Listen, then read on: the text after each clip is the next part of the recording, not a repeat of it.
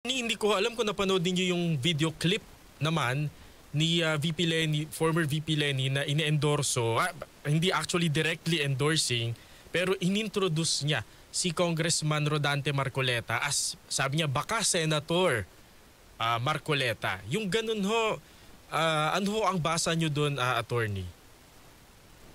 Alam mo, Xander, that is just plain tradpol, no? Tradpol style of politics.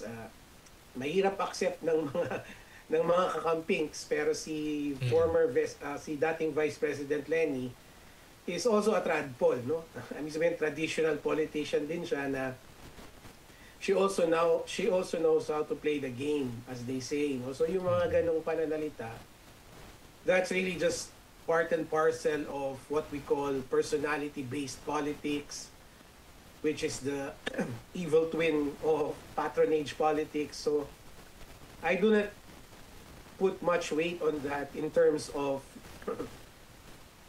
will it diminish the character or the electability of the former vice president, but certainly, no, it's indicative of yung marunong din siyang maging tradpol, kasi tradpol din naman talaga siya. Parang attorney, parang naglalaro din siya. Parang alam niya ring lumaro kasi baka someday tatakbo siya sa mas mataas na posisyon, kailangan niya ng mas maraming kaalyado. Or ayaw niya ng maraming kaaway.